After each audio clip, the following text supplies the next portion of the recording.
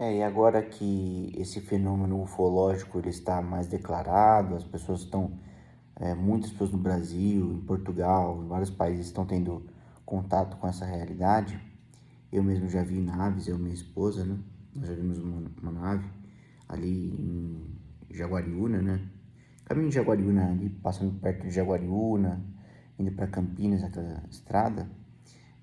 Isso foi, na verdade, no ano passado nós vimos essa nave. Foi à noite. E então eu já me sinto mais seguro de poder falar essas experiências, né? Na pandemia, no começo da pandemia, eu comecei a buscar o trabalho da Casa do Consolador, né? Que é um centro universalista, também lida com umbanda, xamanismo, a doutora Mônica de Medeiros.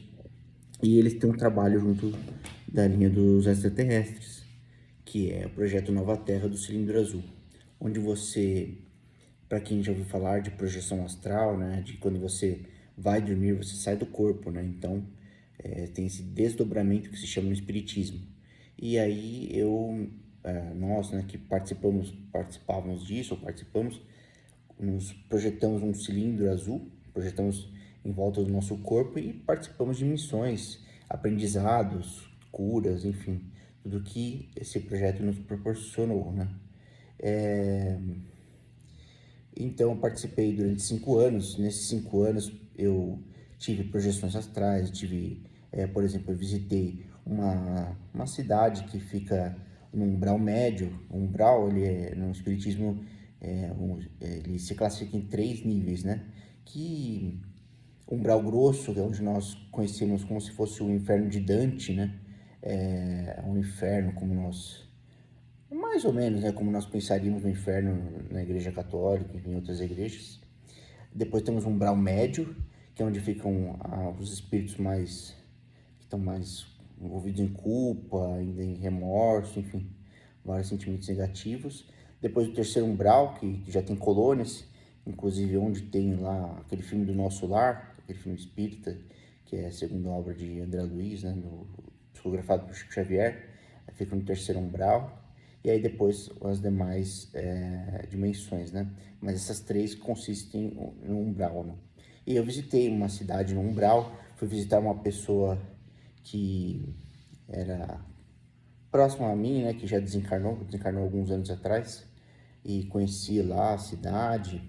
Também visitei no terceiro umbral familiares que minha bisavó, por exemplo, que eu nem a conheci, na verdade, porque ela quando eu nasci, ela já tinha falecido, né?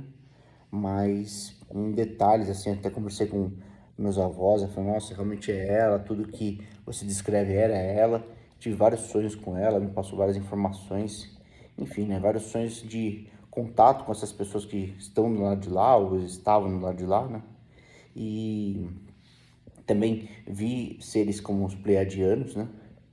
Muito altos, assim, é, loiros, né? Muito altos, que é aquela imagem que se tem dos pleiadianos mesmo. E foram várias vivências, né? E também, junto a isso, começaram a vir vários aprendizados, porque eu estudei, né, nos últimos anos muito sobre psicologia também, sobre astrologia, e fui integrando esses conhecimentos. Então, por exemplo, a escutativa, né, do counseling que eu estudei, os mecanismos de defesa de Freud. Então, tudo eu fui aplicando junto às pessoas que eu convivia. Então eu parava para conversar com uma pessoa, eu escutava, falava, nossa, eu vou escutar essa pessoa, praticar essa escutativa, entender melhor o que se passa. E fui além da psicologia, porque comecei a aplicar também as teorias esotéricas, né, da astrologia, da numerologia, né? E compreendi sim que todos nós seres humanos, e isso também antes no reino animal, nós somos classificados nós temos, por exemplo, nós seres humanos, nós temos, cada um de nós tem um elemento que ele é mais preponderante. Então, uma pessoa que tem o elemento terra, por exemplo, ela vai ter ali uma característica mais seca, mais fria, né? Que, se eu não me engano, foi Galeno que descreveu essas...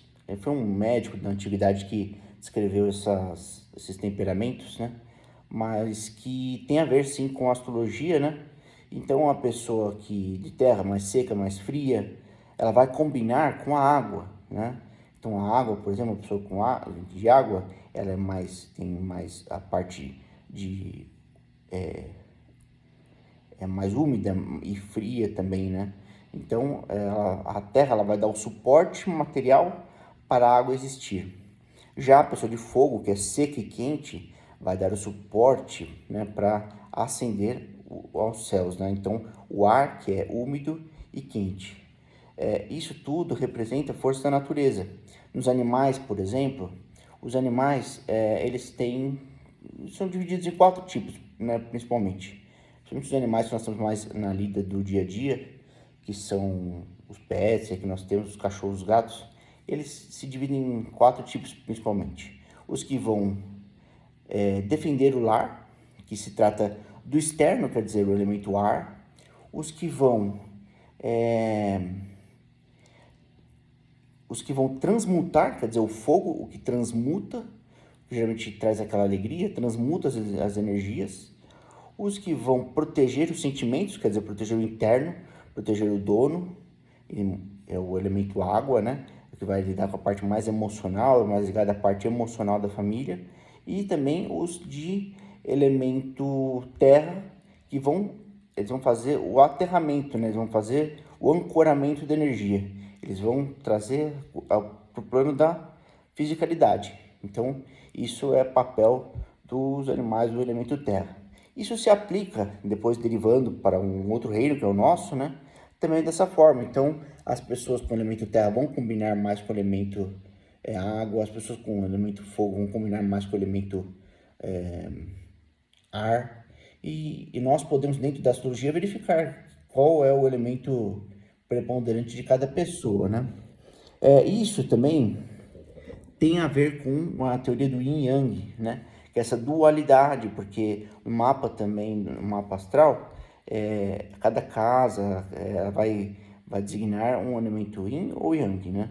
Então, estudando também a parte da teoria do Yin Yang, da medicina chinesa, e no espiritismo também, pude compreender, puxa, né, nós temos lá o Uno, né, a criação, o Criador, que se divide em 2, né? E gera 3, né? Então,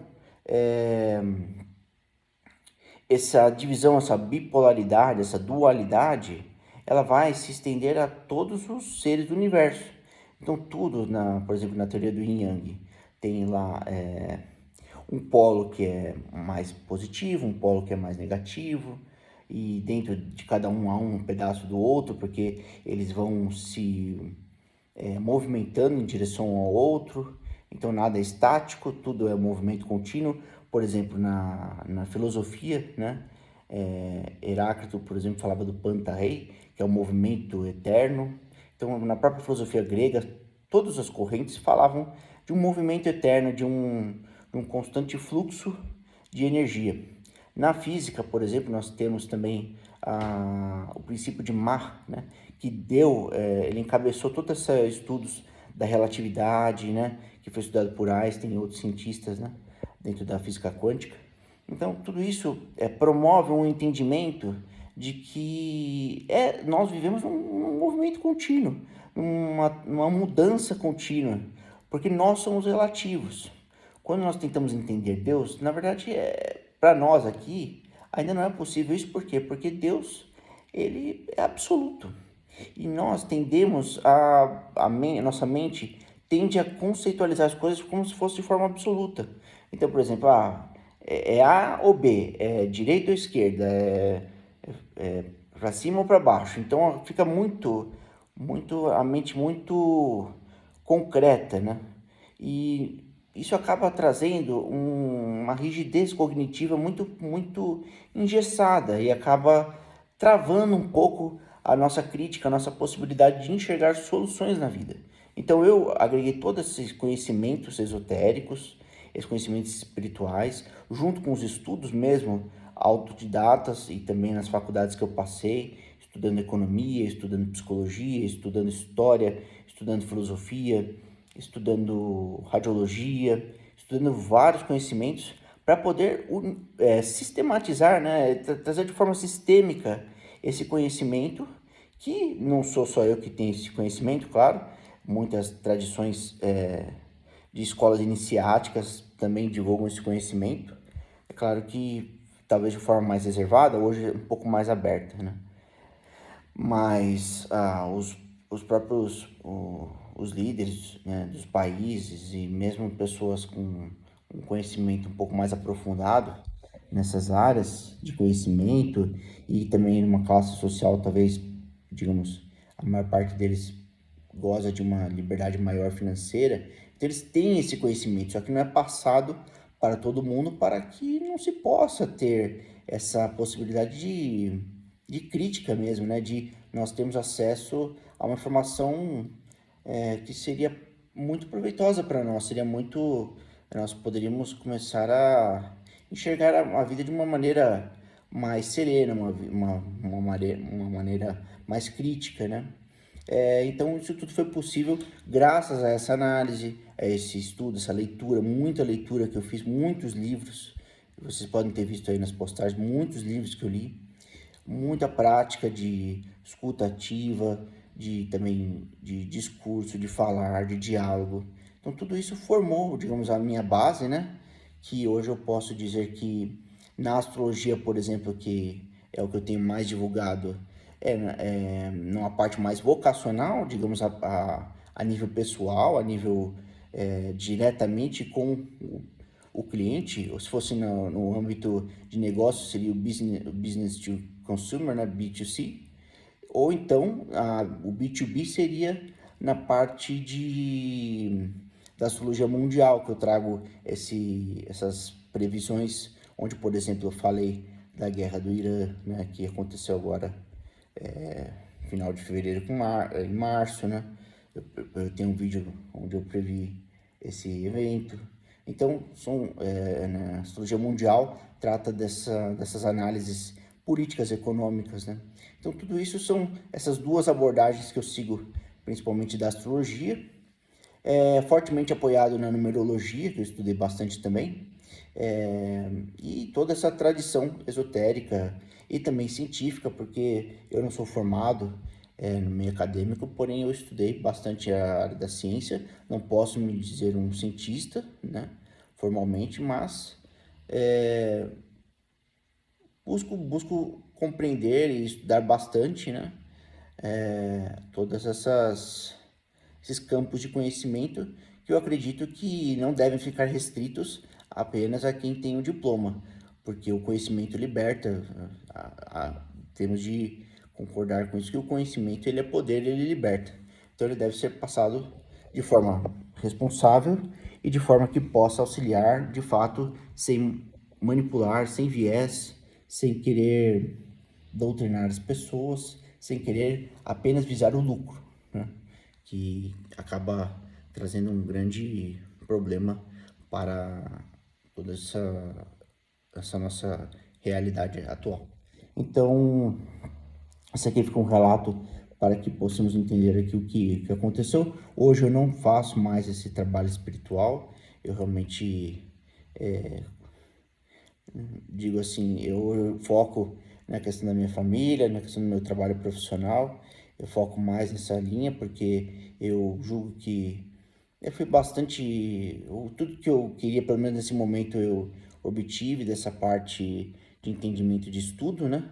E necessito também de prática, porque só estudar também, só observar, só ficar nos estudos, eu acredito que a gente tem pessoas que passam uma vida inteira estudando, acumulando conhecimento, mas acaba se tornando uma coisa estanque, né? Uma coisa que não é passada para frente. Então eu senti que era o momento de reduzir um pouco a carga de estudos e começar a focar um pouco mais na carga prática, na carga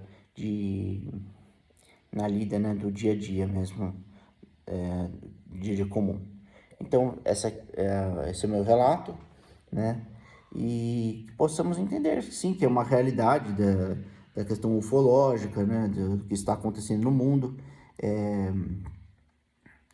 São eventos que vêm trazer um novo olhar para toda a humanidade, de que não estamos sozinhos, realmente um universo tão grande, gigantesco, que nós não temos nem ideia de quão grande é.